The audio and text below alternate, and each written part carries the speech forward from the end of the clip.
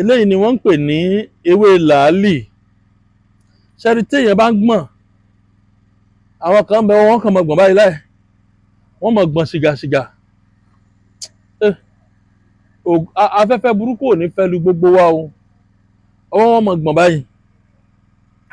Gbogbo àwọn tọ́wọ́ wọn máa ń gbọ̀n yẹn tàbí tẹ́sẹ̀ máa ń gbọ̀n yẹn, tọ́wọ́ wọn ò stable yẹn, ẹ lọ wá ewé làálì. Kí lẹ nílò ńbẹ̀? Egbò rẹ̀ báyìí lẹ nílò. Ẹ gé báyìí, ẹ gé báyìí. Tẹ bá ti rí bí ìdí méjì sí báyìí àbí bí ìdí mẹ́ta, ẹ gé, ẹ wàá ṣàn nù. Tẹ bá ti ṣàn nù, egbò rẹ̀ yìí nìkan lẹ ṣe. Ṣẹ́ni tẹ bá ti ṣe tó jiná dáadáa, ẹ mọ̀ wá mú díẹ̀díẹ̀. Kì í wá ṣe pé ẹ mọ̀ mú lásán. Tó bá jẹ́ pé mílíìkì lọ́rọ̀ yín lọ́rùn láti rà tàbí mọ̀tínà, tẹ bá ní fírísà nínú ilé yín, ẹ lè lo mílíìkì kan lẹ́ẹ̀mejì tàbí lẹ́ẹ̀mẹ́ta. Ẹ lè lo mọ̀tínà kan lẹ́ẹ̀mejì tàbí lẹ́ẹ̀mẹ́ta. Tẹ bá ti gé tán tẹ ṣe é, ní gbígbóná lẹ́ẹ̀ máa mú. Tẹ bá ti ṣe tẹ yọ sínú kọ́ọ̀pù kan, ẹ fi míìkì díẹ̀ sí àbí mọ́ọ̀tì.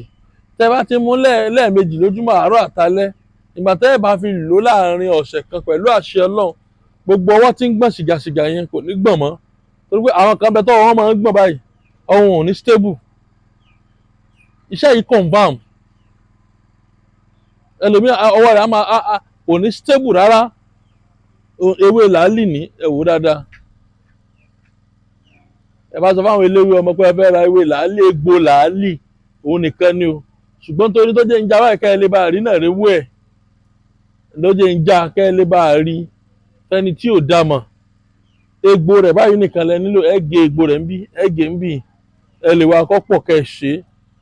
Ẹ mọ̀ wá tẹ́ bá ti ṣe tán, omi àgbo yẹn máa fi lo mílíìkì láàárọ̀ àti lálẹ́ tàbí mọ́ọ̀tì láàárọ̀ àti lálẹ́. Gbogbo ọwọ́ ń gbọ̀n ni, ara ń gbọ̀n ni.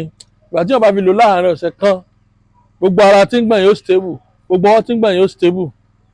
Stroke ni wọ́n ní, máa bọ̀ wá.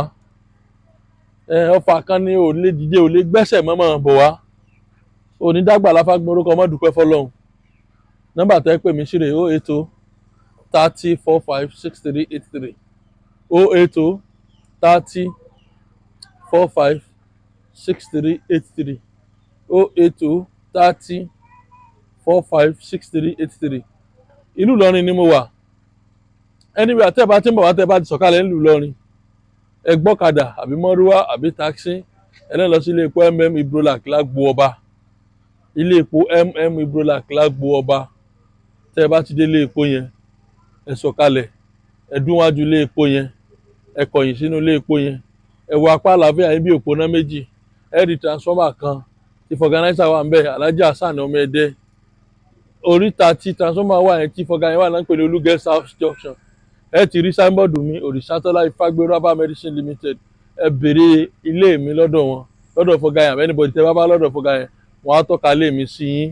Pẹ̀lú àṣẹ Ọlọ́run, àní fi àìsàn ló gbà ó. Nọ́mbà tẹ́ pè mí sílẹ̀ kan sí 080 30 45 63 83. Ìdààmú ayé ò ní dé bá gbogbo wa o. Afẹ́fẹ́ burúkú ò ní fẹ́ lù wá o. Àìsàn burúkú ò sì ní kọlù wá. Ẹ like, ẹ share, ire o, ire gbàǹgbà.